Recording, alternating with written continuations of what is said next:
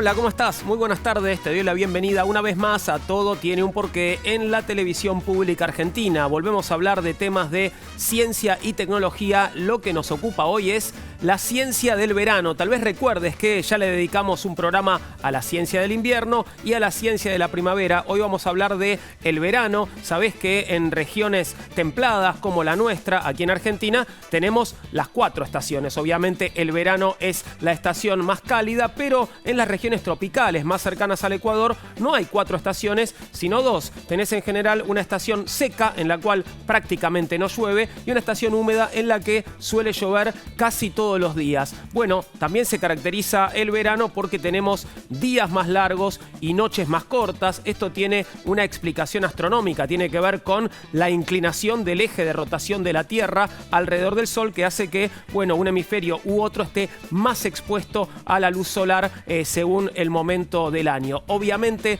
las temperaturas más altas en esta estación nos afectan a todos los seres vivos, a los humanos, a los animales, a las plantas, y tenemos que desarrollar distintas maneras de conservar nuestra temperatura, y de eso también vamos a estar hablando hoy. Varios especialistas nos visitan y están nuestros compañeros para decir lo suyo. ¿Cómo estás, Paloma Boxer? Muy bien, ¿vos, Juan? Bien, gracias. Uno de los invitados que tenemos el día de hoy es un médico que nos va a explicar cómo percibe nuestro cuerpo la temperatura y de qué manera la regula, sobre todo cómo funciona el termostato corporal. Tenemos un termostato dentro y nos van a contar dónde está, además, y cómo funciona. ¿Cómo está, Florencia Ballarino? Muy bien, Juan. Y una de las frases que solemos decir en verano es «tengo calor». Bueno, parece que esta frase no sería tan adecuada desde el punto de vista de la física, ya que el calor es, bueno, una energía en tránsito. Tenemos un especialista que nos va a hablar de esto y de también cómo fue cambiando el concepto de calor a lo largo del tiempo, y nos va a explicar la teoría del flojisto y la teoría del calórico. Okay. Atención con eso. Bueno, en algún momento se creyó que existía algo llamado así, ¿no? El flojisto. ¿Cómo estás vos, Maximiliano Tomás? Muy bien, Juan. ¿Sos un hombre del verano o del invierno? Soy del otoño. Bueno, yo prefiero el frío precisamente porque en el verano, ¿quiénes llegan? Además del calor. ¿Los mosquitos? Exacto, claro. Los insectos. Hay una proliferación de insectos y entre ellos los mosquitos, que son bastante molestos. Al mismo tiempo tenemos una invitada en piso que nos va a venir a hablar de la proliferación de los insectos y de cómo afecta el cambio climático al comportamiento de ellos. Porque eso también está sucediendo. Vamos a recibir ya a nuestra primera invitada. ¿Quién viene, Paloma? Hoy nos visita Victoria Beckeris. Ella es doctora en física, es profesora titular de la Universidad de Buenos Aires, es investigadora principal del CONICET en el Laboratorio de Bajas Temperaturas de la Universidad de Buenos Aires. Su área de investigación es materia condensada, superconductividad, híbridos magnéticos superconductores y partículas magnéticas micrométricas. Fue directora del Laboratorio de Bajas Temperaturas durante más de 20 años. Muchas gracias, Victoria, por estar con nosotros. Gracias a ustedes, es un gusto. Gracias, el gusto es nuestro. ¿Qué es el calor desde el punto de vista de la física? El calor desde el punto de vista de la física es energía. Es energía, y si uno es un poquitito más preciso, es un mecanismo de transformar un tipo de energía en otra, de intercambiar entre distintos sistemas.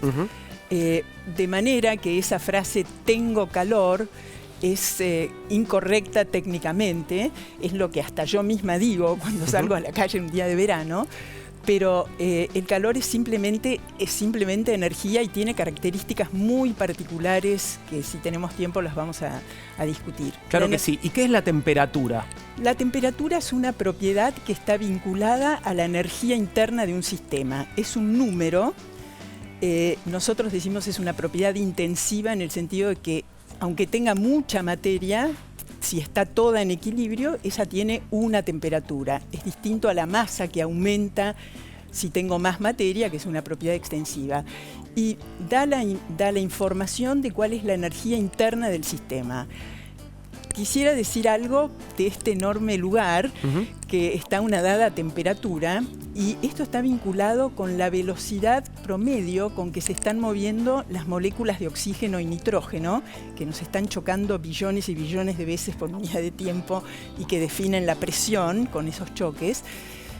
Típicamente están viajando por la temperatura media que hay acá, más o menos a 2000 kilómetros por hora. son muy, muy pequeñitas. Las moléculas de oxígeno y nitrógeno se mueven a esa velocidad. A esa velocidad promedio. Si bajás la temperatura, el sistema empieza a moverse, tiene menos energía y la temperatura te da cuenta de el movimiento, porque todas las cosas están en movimiento, aún en los sólidos que vibran. Así que esa sería una imagen. Para mí, la temperatura está siempre vinculada a la energía cinética de las partículas que conforman el sistema. ¿Y qué implica que un sistema precisamente aumente su temperatura? Bueno, para aumentar su temperatura, vos tenés que hacerle aumentar su energía interna. Lo podés hacer de distintas maneras. Ponerlo en contacto con otro sistema que esté ya más caliente, a una temperatura más alta, y se sabe, una de las leyes de la termodinámica indica que el calor siempre va del cuerpo que tiene mayor temperatura hacia el de menor de temperatura. ¿Podrías dar un ejemplo práctico de esto, de dos sistemas y sí, de esta situación? Por ejemplo, sería algo así como, tengo un vaso de agua fresca. Y ese es un sistema. Ese es un sistema. Y, por ejemplo, lo pongo en contacto con un vaso de agua que recién calenté, y hasta puedo vertir el agua caliente sobre la fría. Lo que va a pasar es que el sistema final va a llegar a una temperatura intermedia, que va a depender de cuánta agua fría tenía, cuánta agua caliente tenía, cuánta agua a baja temperatura y cuánta agua a alta temperatura tenía. Pero el calor, si uno fuera capaz de seguir cómo fue la transmisión de calor, va siempre desde el que tiene más energía interna, porque sus moléculas se mueven mucho más rápido y van chocando a las otras, y que estaban muy detenidas, las van haciendo mover hasta llegar a una temperatura intermedia. ¿Y qué es la termodinámica?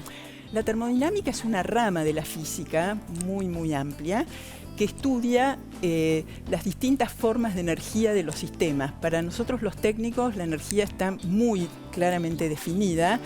Esa frase de que siento que hay una energía en este lugar no es de lo que nosotros nos ocupamos. Nos ocupamos de la energía mecánica, por ejemplo, de cómo se mueven las cosas, la energía que contiene la radiación que nos llega desde algún sistema que emite radiación, la energía química, todo aquello que pueda generar trabajo. Y trabajo es movimiento, por ejemplo, mover un pistón, achicar un volumen, levantar una masa, etcétera, dar vuelta una turbina. Y la termodinámica se ocupa de cómo se puede transformar calor en trabajo y trabajo en calor. Y es interesante que el meollo de la flecha del tiempo está vinculada a que uno puede transformar todo el trabajo que quiera en calor, pero no todo el calor que uno quiera en trabajo. Si yo tiro una piedra y su energía se disipa en calor, jamás vimos que se enfríe la piedra y suba. Tenemos un informe que nos cuenta cómo se transmite el calor, un poco de lo que estás empezando a hablarnos. Lo vemos y seguimos conversando. ¿Cómo se transmite el calor? El calor puede transferirse por 3 vías: conducción, convección y radiación. La conducción es el proceso básico mediante el cual el calor se transmite a través de los objetos sólidos. Por ejemplo, el borde de la sartén, cuando está en el fuego, se calienta, pese a que el foco principal de calor está en otra parte. En este caso, el fenómeno que ocurre es similar al de una cadena humana que traslada de mano en mano baldes con agua para sofocar un incendio. Mientras que las personas no se mueven mucho de su lugar, la carga sí lo hace. Cuando se comunica energía al extremo de un objeto sólido, sus átomos comienzan a agitarse más velozmente que el resto. Así, la energía va distribuyéndose, produciendo la transmisión de calor. En el segundo caso de conducción, los átomos y moléculas cambian sus posiciones. Se trata entonces de un mecanismo propio de fluidos, es decir, de líquidos y gases. Un ejemplo de este fenómeno se puede observar en una cacerola con agua calentándose en una hornalla. En un primer momento, el fondo del recipiente se calienta de manera rápida, así como el agua en contacto con ella, mientras que el líquido de la parte superior continúa fría. Al poco tiempo, el agua caliente, que es menos densa, asciende desde la parte inferior mientras que el agua fría desciende, lo que crea una corriente de convección. Hay corrientes de convección naturales, entre las cuales están las marinas o las que ocurren en la atmósfera. En este último caso, el aire caliente sube hacia las capas superiores de la atmósfera, creando una diferencia de presión. Además, existe lo que se conoce como convección forzada, en la cual los fluidos se mueven mediante la acción de fuerzas externas, que puede ocurrir por el efecto gravitatorio y los cambios de densidad que tienen lugar por la variación de temperatura, por una bomba o un ventilador. Un ejemplo de este proceso son los ventiladores que tienen la mayoría de las computadoras, que sirven para sacar rápidamente el aire caliente del entorno. Finalmente, aparece la radiación. Se trata de un fenómeno completamente diferente a los anteriores, ya que no implica el movimiento de electrones, átomos o moléculas, sino de otro tipo de partículas, los fotones. La radiación electromagnética puede propagarse a través del vacío, y la evidencia más clara la tenemos en la luz y el calor solar, que viajan 150 millones de kilómetros a través del vacío antes de poder iluminar y calentar nuestro planeta. Un ejemplo de este comportamiento es la emisión de luz por parte de los metales cuando se calientan, como el grill de un horno que llega a ponerse al rojo vivo, lo que quiere decir que emite fotones de ese color.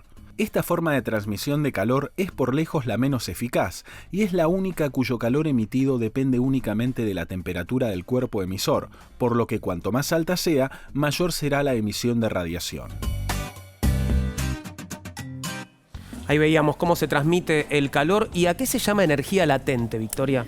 Energía latente, a veces se lo denomina calor latente, es el calor que una sustancia que está, por ejemplo, en un estado líquido, cuando se evapora, usa una energía para poder romper el vínculo con las otras moléculas que estaban muy cerca y muy interactuantes. Y entonces hay una cierta cantidad que hay que entregar de calor para que eso se rompa y puedan pasar al estado gaseoso. Ese es básicamente por qué nos refresca un ventilador, por ejemplo. ¿Y por qué sudamos? Porque al tener ese líquido en la piel, el ventilador sopla, ayuda a que parte del líquido se evapore, el sudor, y entonces usa calor para poder pasar al estado gaseoso y nos quita a nosotros de nuestro cuerpo. Entonces, por eso el viento, que en última instancia está a la misma temperatura que el aire, nos refresca porque básicamente nos ayuda a que se evapore ese líquido y use su calor latente. ¿Y cómo se relacionan los conceptos de energía interna con los de calor? Bueno, la energía interna es lo que se llama una propiedad del estado del sistema. Si vos lo tenés a una cierta presión, en cierto volumen, y lo pusiste en un estado, ese tendrá una cierta energía interna. Si vos le entregás calor, la energía interna va a aumentar. Si le quitas calor y haces que eso ceda a otro cuerpo, su energía interna, que es ese movimiento, va a disminuir. Y para los gases ideales, para los gases está totalmente determinada su energía interna por la temperatura a la que están fijos. ¿Cómo fue cambiando el concepto de calor a lo largo de la historia, a lo largo del tiempo? Muchísimo. Y últimamente está teniendo unos cambios sustanciales porque después de la segunda revolución de la mecánica cuántica, que ya es posible generar y dominar sistemas cuánticos de pocos átomos, ya la termodinámica tiene que empezar a redefinir cosas. Y antes se pensaba, era ingenioso, ¿no? Pero la gente pensaba que había un fluido interno y que ese fluido salía del cuerpo cuando uno perdía calor, por ejemplo, pero no estaba bien definido qué era ese fluido. Después, con la revolución de la química, cuando se empezó a entender que las partículas nos conforman, que hay átomos y hay moléculas, se empezó a entender completamente en otra forma distinta, más microscópica, cuáles son los mecanismos de calor. Está esta teoría de la que hablábamos al comienzo del programa, era a lo que aludías cuando empezaste a contarnos, ¿no? Bueno, cómo fue evolucionando la idea sobre el calor, la teoría del flogisto, que sería justamente ese fluido. Te lo presentamos. La teoría del flogisto decía esto. En 1667, el alquimista y precursor de la química, Joachim Becher, propuso la teoría del flogisto, que plantea que existe una sustancia hipotética que representa la inflamabilidad. Esta hipótesis, que ya fue descartada, sostenía que todo elemento susceptible de sufrir combustión contiene flogisto, y que la combustión consiste básicamente en la pérdida de dicho componente. Así estableció que todos los cuerpos, tanto animales como vegetales y minerales, estaban formados por mezclas de agua y tierra. También propuso una clasificación basada en un orden creciente de composición. Becher sostenía que los componentes inmediatos de los cuerpos minerales estaban conformados por 3 tipos diferentes de tierras y que cada una de ellas tenía una propiedad. De esta manera podían poseer el aspecto vítreo, el carácter combustible y la fluidez o volatilidad. Consideraba que una tierra, a la que denominó tierra grasa o tierra oleaginosa, era portadora del principio de cero inflamabilidad. A este elemento en la alquimia se lo conoce con el nombre de azufre, aunque Becher también empleó otras expresiones para designarla, como azufre flogisto. Finalmente, terminó imponiéndose solo la palabra flogisto, especialmente gracias a la labor del más grande defensor de sus ideas, el médico y químico alemán Georg Ernst Stahl. Según Stahl, los metales y en general todas las sustancias combustibles poseían un componente que carecía de peso llamado flogisto. Cuando se calcinaba un metal o durante la combustión de cualquier materia, este misterioso componente se separaba en forma de llamaradas, dejando un residuo incombustible, conocido en la alquimia como sal o simplemente cenizas. Con el desarrollo de la química neumática en el siglo XVIII, esta teoría se vio desafiada. Joseph Priestley empleó el concepto de flogisto para explicar las transformaciones de lo que denominaba fluidos elásticos, lo que hoy equivaldría a lo que llamamos gases, e introdujo expresiones como aire flogistizado y aire desflogistizado. En ese entonces ya se sabía que el tiempo que demora una sustancia en arder depende de la cantidad de aire con que cuenta en caso de hallarse, por ejemplo, en un recipiente cerrado. Años más tarde, Lavoisier lo llamó oxígeno y demostró a partir de sus investigaciones con plomo, azufre y estaño la inconsistencia de la teoría del flogisto. En uno de sus experimentos, Lavoisier colocó una pequeña cantidad de mercurio sobre un sólido que se encontraba flotando sobre agua, depositó todo bajo una campana de vidrio y provocó la combustión. Según la teoría del flogisto, el cuerpo flotante debería estar menos sumergido y el volumen de aire dentro de la campana tendría que aumentar como efecto de la asimilación de este elemento. Pero el resultado del experimento contradijo estos principios. Así, las sustancias que se queman se combinan con el oxígeno del aire, lo que las hace ganar peso. Gracias a las observaciones científicas de Lavoisier, los químicos abandonaron progresivamente la teoría del flogisto y se sumaron a la teoría de la combustión basada en el oxígeno. ¿Y qué es, Victoria, el calor específico? El calor específico de un sistema, de un cuerpo, de cualquier material, es la cantidad de calor que tengo que entregarle para que eleve en 1 grado su temperatura. Quiero hacer una mención que el agua es uno de los líquidos que tiene mayor calor específico entre todos, y eso implica un montón de efectos en nuestra vida cotidiana y en nuestro planeta, porque el agua entonces no eleva su temperatura tan fácilmente como, por ejemplo, la arena. Eso tiene implicancias para la vida marina. También, cuando está en estado de hielo, tiene implicancias que el hielo sea más liviano que el agua y flote y no congele a todos los seres vivos que están sumergidos en el océano. Y además un toque de color que escuché alguna vez decir que el calor específico del agua, que es tan grande y que está en casi todos los alimentos, determinó una sistemática de cómo los seres humanos nos organizamos socialmente. Una vez que ya no éramos recolectores y cocinábamos, te lleva un tiempo cocinar porque hay que entregarle mucho calor para que eleve la temperatura. Ordena nuestros tiempos de vida cotidiana. Exacto. Vamos a pasar ahora a qué nos pasa en el cuerpo frente al calor, el calor del verano, y para eso vamos a convocar a un nuevo invitado. ¿Quién viene, Maxi? Nos visita el doctor Bernardo Bergroth.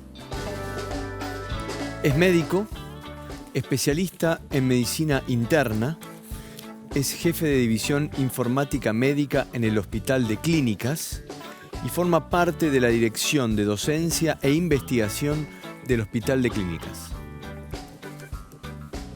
Muchas gracias, Bernardo, por estar con nosotros. Un placer. ¿Cómo sabe nuestro cuerpo que hace calor? Nosotros tenemos células a lo largo de todo nuestro organismo, sobre todo en la piel, que son receptoras. Son diferentes células, tenemos células con receptores para el calor y células que perciben el frío. ¿Tienen un nombre esas células? No. Tienen diferentes fibras, son células receptoras, se les llaman células receptoras de frío y de calor, y a través de diferentes fibras llegan hasta la médula espinal. En la parte anterior de la médula espinal, ahí se empieza a procesar la información. No se sabe muy bien por qué las células pueden determinar el frío y el calor, son cosas que todavía se están investigando. Desde la médula espinal suben al cerebro a una región que se llama hipotálamo. Ahí se termina de integrar toda esa información y sale una respuesta efectora. Esta respuesta efectora puede ser inconsciente o consciente. Generalmente sale automáticamente y tiene de las dos maneras efectoras, la consciente y la inconsciente. ¿Y el termostato en nuestro cuerpo cuál vendría a ser? El hipotálamo. Bien. Que es este centro que les hablé recién. Nosotros, los mamíferos, somos homeotermos. Vivimos podemos realizar nuestras funciones en un determinado grado de temperatura, que va de los 36 a los 37,5.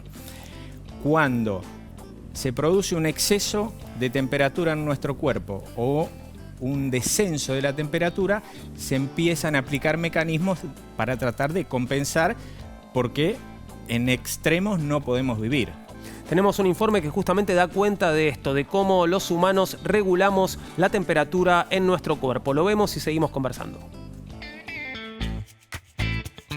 Se llama termorregulación a la capacidad que tiene un organismo vivo para alterar su temperatura dentro de ciertos límites, incluso cuando las condiciones ambientales que lo rodean son bastante diferentes a las suyas. Los heterónomos son los seres que poseen esta habilidad, un grupo en el que se encuentran los humanos. Nuestra especie es además endoterma. Esto quiere decir que a pesar de que un individuo puede estar sometido a grandes variaciones ambientales, la producción de calor interna equilibra su pérdida, provocando una temperatura corporal estable. A este equilibrio se lo conoce como balance calórico o flujo calórico, y su control se realiza eficazmente a través de la modulación del comportamiento, como ocurre con el cambio de prendas y de mecanismos fisiológicos, como puede ser la transpiración. Si bien la temperatura usual del cuerpo humano varía de acuerdo al consumo de alimentos y líquidos, a la actividad reciente o a la hora del día, entre otros factores, generalmente se considera que esta oscila entre 36 grados centígrados y medio y 37,5. El modelo termorregulador humano más simple divide al cuerpo en dos compartimientos. Por un lado, la zona central o núcleo que produce calor, y por otro, la zona superficial o periférica que regula la temperatura. Así, en condiciones de reposo, la producción de calor depende especialmente de la actividad metabólica de órganos como el cerebro, el hígado, los intestinos, el riñón y el corazón. Por su parte, la sangre, impulsada y distribuida por el sistema cardiovascular, es el principal agente transportador, desde el núcleo a la región cutánea. La temperatura del cerebro está regulada cerca de los 37 grados centígrados y la superficial depende principalmente de la temperatura ambiental. Por su parte, el calor que gana y pierde el cuerpo depende de múltiples factores. Sin embargo, el principal determinante de la respuesta corporal a los cambios climáticos es la temperatura con que la sangre llega al hipotálamo, que es el centro integrador que funciona como termostato y mantiene el equilibrio entre la producción y la pérdida de calor. Entonces, si la temperatura disminuye, aumenta la termogénesis y los mecanismos conservadores del calor. Por otra parte, el mantenimiento de la temperatura corporal también depende del calor que produce la acción metabólica, del que se pierde por la actividad física y de las condiciones ambientales. De esta manera, una sensación tan presente en la vida cotidiana como sentir frío o calor obedece a una serie de mecanismos fisiológicos que revelan la asombrosa complejidad del funcionamiento del cuerpo humano. Entonces, ¿cómo, digamos, el cuerpo humano hace para disipar el calor? Una forma es la transpiración. Lo primero es esta respuesta consciente. Uno que hace, tiene calor y se saca voluntariamente la ropa en exceso. Después, cuando uno hace esto de manera voluntaria, si la temperatura interna, el termostato nuestro, dice: che, está aumentando la temperatura, algo tengo que empezar a hacer. Entonces empieza a redistribuir la sangre. ¿Para dónde la empieza a redistribuir? Para la piel. porque además de ser nuestra primer barrera de defensa, también tiene esta capacidad que nos permite empezar a transpirar, y eso hace que empecemos a perder una gran cantidad de temperatura corporal. Y nos permite que las funciones celulares, porque lo que pasa con las temperaturas extremas es que las funciones celulares se alteran, y se alteran tan seriamente que nos podemos morir. ¿Y de qué manera? ¿Cuál es el mecanismo por el cual la transpiración ayuda a disipar el calor? Quizás la doctora lo explica mejor que yo, pero al evaporar, o lo que mencionaba previamente, se intercambia calor con el medio. Ahora tenemos un problema, es una muy linda pregunta esta, porque ¿qué pasa en verano? Cuando el calor externo, por suerte no es tan frecuente en nuestro medio, es mayor a nuestro calor interno. Estamos hablando mayor a 37, 38 grados, ya ahí empiezan a fallar estos mecanismos, y sobre todo cuando hay una humedad mayor al 75%. ¿Por qué? Porque ahí ya perdemos otro mecanismo de disipación del calor, que es la evaporación. Entonces ahí se empiezan a agravar se empieza a agravar la situación climática con respecto a nosotros. Otra cosa que sucede cuando sentimos calor es que se nos ponen los cachetes colorados, ¿no? ¿Esto a qué obedece? Eso en realidad hay, por el mismo flujo sanguíneo, generalmente se percibe más en la cara. Esto también pasa ante determinadas comidas, ante determinadas situaciones que generan un poco de estrés, se libera histamina, serotonina. Esto hace que haya una vasodilatación, y por eso viene la famosa ruboración o se puso colorado. Y con el calor es un mecanismo físico, y es parte de esto que les contaba anteriormente, que se produce la vasodilatación para tratar de empezar a disipar el calor. Una pregunta bien para estos tiempos. ¿Qué son los golpes de calor? ¿No? El golpe de calor es una enfermedad muy grave que cuando se desencadena, tiene una alta tasa de mortalidad y que tiene varios grados. En realidad, deberíamos hablar de la enfermedad o las enfermedades del calor, que comienzan muy suavemente con edemas. Es muy común, vienen los pacientes al consultorio, en la época de verano, doctor, se me hinchan los pies. Eso precisamente es por lo mismo, hay vasodilatación, se empieza a estancar, por decirlo de alguna manera académica, la sangre, y hace que la presión aumente y salga la sangre, el líquido, el agua desde los vasos hacia el tejido, y por eso se ven los edemas. Eso ahí empieza a afectar el calor a nuestro organismo. Si uno sigue expuesto a ese calor, después vienen los calambres. Ya ahí ya no hay solo una falla en la piel, ya empieza a comprometerse el músculo. Entonces ahí ya estamos un poquito más complicados.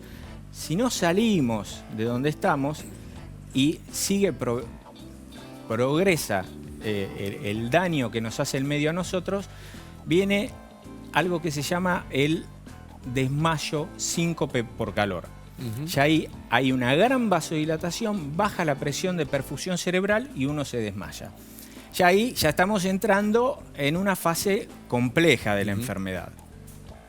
Si sigue la anoxa, después viene el agotamiento por calor. Ya ahí la persona se siente mareada, no tiene fuerza, le cuesta movilizarse, está agotada, tiene exceso de sudoración, ya empieza a deshidratarse, y si la anoxa nos sigue afectando, viene el golpe de calor, que se suma todo al anterior, pero con algo que es muy grave, que ya aumenta la temperatura nuestra a mayor de 40 grados, empieza la disfunción celular y el diagnóstico de golpe de calor, que es una enfermedad potencialmente mortal, es fiebre, confusión mental y temperatura mayor a 40 grados. No fiebre, temperatura, que es otra cosa. ¿Y por qué nos bronceamos cuando nos exponemos al sol? Eso tiene que ver con un efecto, los rayos ultravioletas que el sol emana, que nos agreden de alguna manera la piel, hace que las células de la piel liberen más melanina, esta melanina se oxida y además se produce también un proceso de inflamación. Por eso, En una primera etapa la piel se pone roja, porque se liberan un montón de sustancias, hay un daño, hay lo mismo que en menor medida cuando tocamos la piel algo caliente y nos lastima, se produce el mismo mecanismo y según el grado de exposición y el tiempo a esta noxa va aumentando el grado de lesión celular. Bueno, por supuesto nos exponemos al sol en verano más que en invierno y hay una larga tradición de broncearse que en las últimas décadas fue revisada porque se atiende mucho más al daño, ¿no?, que nos puede producir exponernos al sol de la manera que veníamos haciéndolo. Pero hace ya más de 100 años que los argentinos vamos a los balnearios de la costa bonaerense y quiero contarte un poquito de esa historia, la historia de los balnearios bonaerenses. Ahora en Todo Tiene un Porqué. Cuando en la Argentina las elevadas temperaturas del verano se hacen sentir, la mayoría de los millones de habitantes que vacacionan optan por las playas de la provincia de Buenos Aires. Lejos de las típicas postales marplatenses, nuestras costas, 2 millones de años atrás, eran una depresión geográfica afectada por sucesivos ascensos y regresiones del nivel del mar, en respuesta a los cambios climáticos asociados a las épocas glaciales. La última invasión oceánica cubrió gran parte del territorio, hasta llegar incluso a lo que hoy es la ciudad de Rosario. Con su paulatino retroceso, se reveló el aspecto que hoy exhiben las costas bonaerenses. Asimismo, desde la cordillera de los Andes hacia el este, el suelo va descendiendo de manera gradual e irregular, conformando diversos sistemas serranos, como el de Tandilia, que cubre una longitud de unos 300 kilómetros. Se extiende desde el partido de Olavarría hasta el Cabo Corrientes en Mar del Plata. Aunque suelen ser publicitadas como las sierras más antiguas del mundo, lo cierto es que su edad es de 2.200 millones de años, apenas unos 300 años más jóvenes que la cadena serrana de Brasilia. Lo que entonces eran regiones vírgenes no descubiertas por el hombre, hoy, durante los meses de enero y febrero, atraen a una multitud ávida por pisar la arena y sumergirse en un mar generalmente frío debido a las corrientes marítimas y a los vientos provenientes del sur. Fundada por Patricio Peralta Ramos en 1874, Mar del Plata en el siglo XIX y hasta mediados del XX fue el balneario elegido por las clases aristocráticas argentinas. Las hermanas Ocampo, por ejemplo, pasaban largas temporadas en su mansión del barrio Los Troncos, que aún existe y puede ser visitada por el público. Por allí pasaron Borges, Bioy Casares y otros ilustres personajes en épocas en donde a la playa los varones iban de traje y las mujeres luciendo largos vestidos y elegantes sombreros. A partir de la década de 1960, las clases trabajadoras pudieron acceder a Mar del Plata gracias a la expansión hotelera de los distintos sindicatos. Fue el momento en donde nació el turismo masivo, el cual se diversificó hacia otros balnearios bonaerenses que se popularizaron hacia los años 70 y 80. A finales de la década del 30, habían comenzado a desarrollarse en la zona costera del partido de General Lavalle las localidades de San Clemente del Tuyú y Mar de Ajó. Estos balnearios trabajaron denodadamente para enfrentar las dificultades que el clima y el terreno ofrecían. Con el correr de los años nacieron Las Toninas, Costa Chica, Santa Teresita, Mar del Tuyú, Costa del Este, Aguas Verdes, Punta Médanos, La Lucila del Mar, Costa Azul, San Bernardo, Nueva Atlantis, Pinar del Sol y Costa Esmeralda, que conforman el Partido de la Costa. En la actualidad, estos 96 kilómetros de playas rodeadas de pinos se presentan como una opción ideal para el turismo en los meses de verano. Otra característica distintiva que también se evidencia en balnearios relevantes como Pinamar, Ostende, Valeria del Mar, Cariló, Villa Gesell, Mar Chiquita y los más jóvenes Mar de las Pampas, Mar Azul y Las Gaviotas son las dunas, un ecosistema terrestre ubicado sobre una franja de ancho variable a orillas del mar. Desempeñan funciones de protección frente a la erosión que provoca el oleaje y garantizan constantes aportes de arena que implican un natural reabastecimiento. Hacia el sur de Mar del Plata aparecen Miramar, Necochea, Claromecó y a 100 kilómetros de Bahía Blanca, Monte Hermoso. La amplitud de las playas argentinas es una invitación para que los concesionarios monten sus numerosas carpas, las cuales, pese a la creencia popular, no son un invento local. Fueron creadas en un balneario francés llamado Biarritz, posteriormente las adoptaron en la ciudad inglesa de Bristol y más tarde las clases altas argentinas que visitaban Europa las incorporaron a nuestros balnearios. Porque ante la inclemencia del sol veraniego, nada mejor que fabricarse un poco de sombra. Qué ganas de ir a la playa, ¿no? Mandanos tu porqué a porqué@mandarinatv.com. En redes sociales nos encontrás en Facebook como Todo Tiene un Porqué, en Instagram y Twitter @porqué_tv. Si te perdiste algún programa del ciclo, acordate que nos encontrás en tvpublica.com.ar. Vamos a hacer una pequeña pausa y seguiremos hablando de la ciencia del verano. En el próximo bloque llegan los insectos y nos ocuparemos de ellos.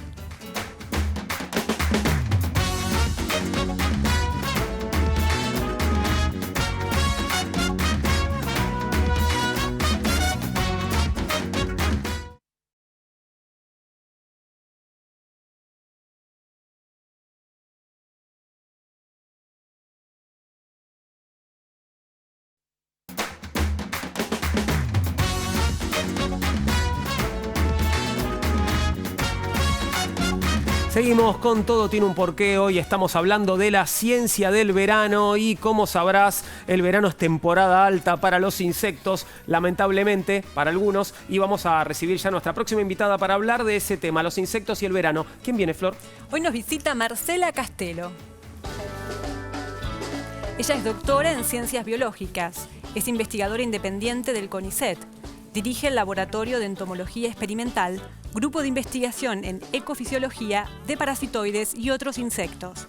Se desempeña como profesora adjunta en el Departamento de Ecología, Genética y Evolución de la Facultad de Ciencias Exactas y Naturales de la Universidad de Buenos Aires. Muchas gracias, Marcela, por estar con nosotros. Gracias a ustedes por la invitación. Un placer. ¿Por qué hay más insectos en verano?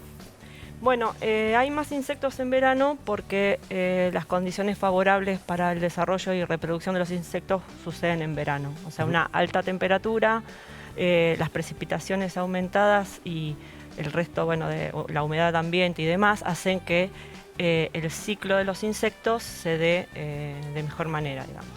Y también pican más, ¿no? En esta época. Claro, como muchas especies tienen ciclos estacionales, son mucho más abundantes en verano y como es la temporada de reproducción y picar tiene que ver con conseguir recursos y dejar descendencia, es por eso que nos pican más en verano. Además están más activos en verano porque elevan su metabolismo.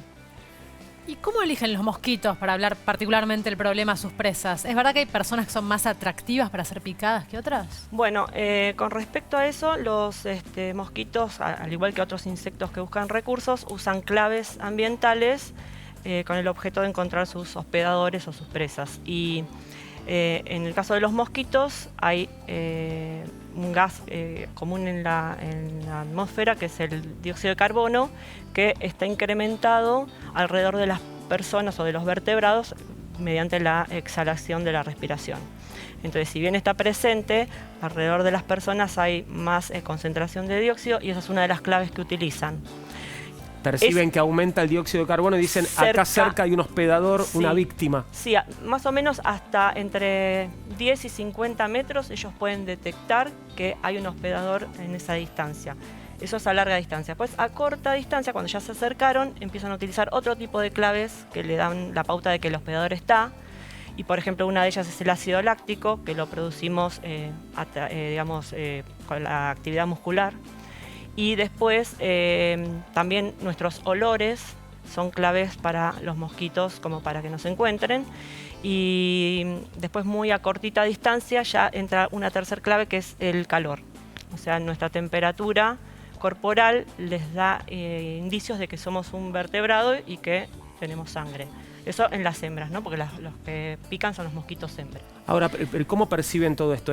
¿Huelen los mosquitos? Digo, ¿sienten un cambio de temperatura? ¿De qué manera registran todas estas claves para llegar a un hospedador? Bueno, los insectos tienen estructuras corporales, digamos, que son termorreceptoras, son olfativas y son gustativas. O sea, con todos los sentidos ellos tienen estructuras tipo pelos, tipo no sé, o sea, escamas en las patas, en los palpos, en las antenas, cada una, digamos, destinada a detectar un tipo de clave ambiental. Entonces, bueno, mediante el uso de su sistema sensorial es que un insecto puede encontrar a su hospedador. ¿Y por qué hay personas que son más picadas que otras?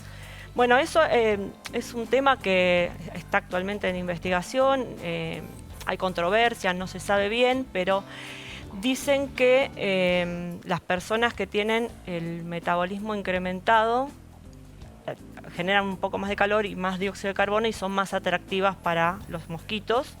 Eso lo dicen por un lado. Por otro lado dicen que el tipo 0 de sangre es más atractivo que el tipo A y B, pero eso también está en investigación, no se sabe bien por qué. Y, por ejemplo, las embarazadas y la gente con sobrepeso, se dice que la tasa metabólica en reposo es más alta. El doctor me va Así es. a decir si es así. Y serían más atractivas ese tipo de personas a los mosquitos. Pero no hay una conclusión, digamos, No, no está está del todo claro no, por el momento. No, y de hecho hay nuevos trabajos que dicen que hay algo que los mosquitos captan de nuestro sistema inmunológico que le dicen que somos más atractivos unos que otros. Eso está en investigación actualmente. ¿Y cómo influye el cambio climático en el comportamiento de los mosquitos? Bueno, el cambio climático influye en la biología de todos los organismos, los mosquitos y los insectos y todo el resto. Produce cambios en la fisiología, o sea, en tasa metabólica, en tasas de desarrollo. El cambio climático lo que hace es que se está aumentando la temperatura global del planeta, entonces estamos hablando de que la temperatura está aumentando, eso hace que la tasa metabólica sea mayor, que el tiempo de desarrollo sea mayor y que la actividad sea mayor. Me suena más mosquitos y más poderosos. Sí, más actividad, sí. Bien. Por otro lado, afecta la fenología, que la fenología es el momento en el tiempo y la duración de procesos fisiológicos, como por ejemplo el comenzar a poner los huevos, el comenzar la reproducción. Eso se adelanta cuando la temperatura ambiental aumenta. Entonces, quiere decir que vamos a tener bichos antes, ¿no? En el tiempo, en lo que es en la estación, se adelanta. Y eso se traslada también a la distribución geográfica y a la abundancia de las especies, que hace que los rangos geográficos se incrementen, ¿sí?, hacia latitudes mayores y hacia elevaciones mayores que son más frías, que antes eran más frías. Ahora la temperatura de esas zonas es mayor, el área geográfica se expande. Eso trae aparejado todo el tema de las enfermedades, ¿no? Los vectores, los mosquitos son vectores de enfermedades, entonces como que se amplía el rango de distribución de las enfermedades transmitidas por estos vectores. Ese es el problema, eso es lo que nos afecta a nosotros. Y después todo eso se traslada a la estructura de las comunidades, donde las interacciones entre las especies, entre ellas el mosquito también está ahí, sufren modificaciones que tienen que ver con los encuentros entre las especies que están interactuando. Y eso mueve también toda la estructura del ecosistema. Estas son las cosas que están estudiando ustedes en el laboratorio. ¿Qué tipo de insectos estudian y cuál es la finalidad de esas investigaciones? Sí, nosotros tenemos, estudiamos ecología, ecofisiología y comportamiento de insectos con el objetivo de entender cómo es la toma de decisiones de estos insectos cuando las condiciones ambientales cambian. O sea, nosotros tenemos dos líneas. Una es de un sistema hospedador parasitoide, que es un tipo especial de interacción entre dos insectos. Y después tenemos la línea de cucarachas silvestres que no son domiciliarias, o sea, no plagan. Y que también las utilizamos como modelo de insecto para estudiar qué le pasa a un insecto ante estos cambios ambientales que están produciendo, por ejemplo, el aumento de la temperatura, cómo ellos hacen esa búsqueda de los recursos, cómo esa búsqueda se modifica y ante el cambio en la temperatura ambiental, en la humedad, etcétera, y cómo la competencia entre animales, entre insectos que están buscando el mismo recurso, se modula por esta incidencia de factores ambientales cambiantes. Básicamente es eso. ¿Y cómo hacen para sobrevivir los insectos a el calor, las altas temperaturas y también un calor extremo? Bueno, los insectos que viven en ambientes extremos cuentan con adaptaciones que los hacen sobrevivir. El tema es cuando esas condiciones cambian de repente y se hacen extremas para insectos que no viven en ellas.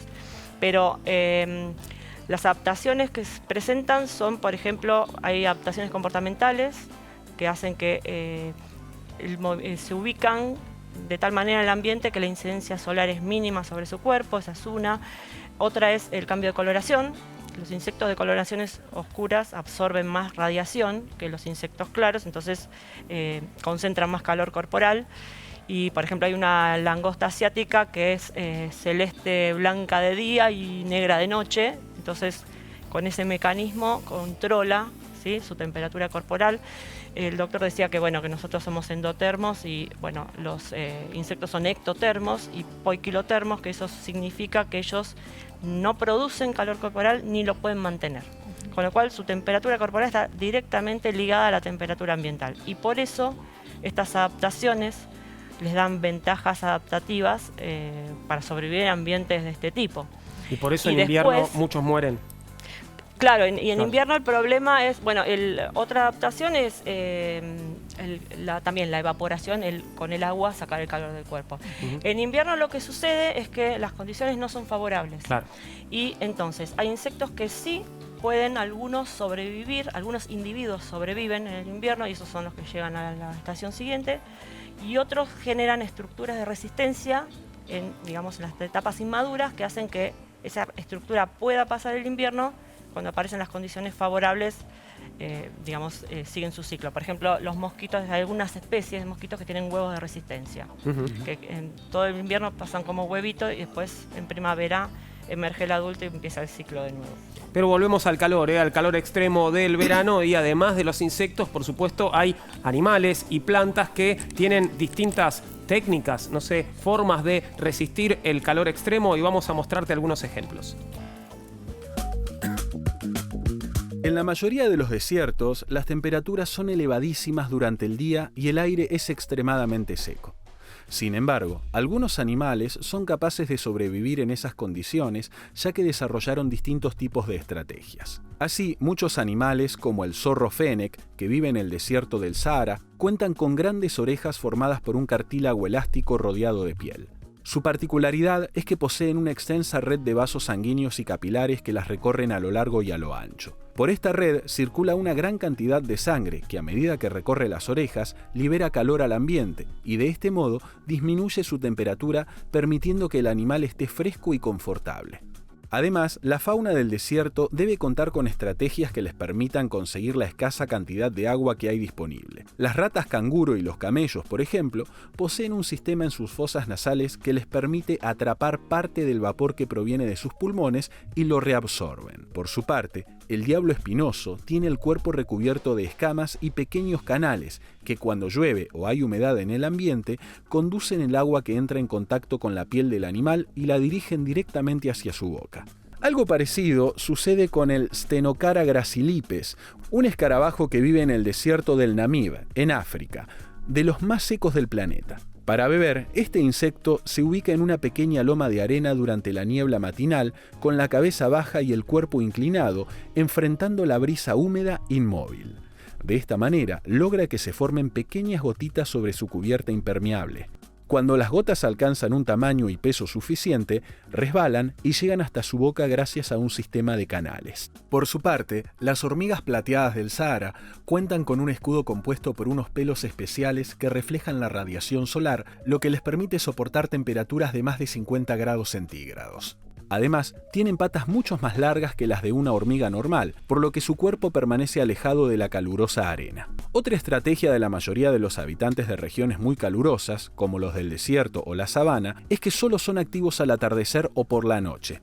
Así evitan el sol abrasador y las temperaturas extremas. Para ellos es clave la elección de sus escondites y madrigueras para pasar el día. Los lagartos, por ejemplo, se entierran en la arena, mientras que los roedores se meten en pequeñas cuevas a las que les tapan la entrada para que no entre aire caliente. Otros animales, como las ardillas del desierto de Kalahari, usan su cola a modo de sombrilla. La vegetación también precisa de estrategias. Por eso, los árboles y los arbustos del desierto suelen ser pequeños, con pocas ramas y pocas hojas. Esto les permite distribuir agua en una superficie pequeña. El árbol mezquite, por ejemplo, tiene raíces muy largas con las que alcanza agua subterránea almacenada a grandes profundidades. Muchas plantas de climas desérticos adquieren un metabolismo invertido. Abren sus estomas, como se llama a los orificios microscópicos que están presentes en las hojas por las que intercambian dióxido de carbono, vapor de agua y oxígeno con el ambiente durante la noche, mientras que el resto de las plantas suele hacerlo en el día. Estas son algunas de las asombrosas estrategias empleadas por las especies animales y vegetales que deben sobrevivir en condiciones extremas de calor. De condiciones extremas de calor hablamos y hace un rato, Bernardo, nos contabas los síntomas del golpe de calor. Antes de llegar a eso, ¿cómo podemos hacer para prevenir golpes de calor en esta época? Hay que tener especial cuidado en dos edades extremas de la vida, los niños pequeños y los ancianos muy mayores. ¿Qué es lo que se puede hacer? Evitar las horas de altas temperaturas, tratar de estar en lugares refrigerados. La ropa tiene que ser liviana, no más de una sola capa de ropa, colores claros y estar continuamente hidratado. Y uno dice, ¿cómo sé si estoy bien hidratado? La orina pasa de ser amarilla oscura a ser amarilla bien clara, casi agua. Eso es un parámetro muy fácil que una mamá puede ver de su niño, que uno puede ver cuando va a orinar. Eso quiere decir que estamos bien hidratados. Si el color es intenso, no estamos bien hidratados. Falta líquido. Bien. Y eso es un factor de riesgo más si uno va a estar expuesto. Si sabe que alguien va a hacer actividad física, elegir el horario de la actividad física, asegurarse que va a tener la capacidad de hidratarse sobre todo ese tiempo. Si alguien va a trabajar al aire libre, que tenga un lugar con sombra donde pueda guarecerse del calor extremo y de la radiación. Son todas cosas que nos ayudan a evitar el golpe de calor, que aparte prevenirlo es mucho más económico, más eficiente y más fácil. Ya cuando se produce la enfermedad es altamente riesgoso. Gracias, Bernardo. Hacemos una pequeña pausa. La ciencia del verano es nuestro tema de hoy. Ya volvemos. Les quiero preguntar algo. ¿Sabían que Emergencias no es solo un servicio de ambulancias? Es mucho más, porque te brinda descuentos de hasta el 50% en farmacias, turnos con especialistas en muy pocos días, médicos a domicilio sin copagos, chat y videoconsultas con médicos y mucho más. Todo eso desde 24 pesos con 20 por día. Llama ahora. Anotá. 0810-999-0075. Emergencias. Somos parte de tu vida.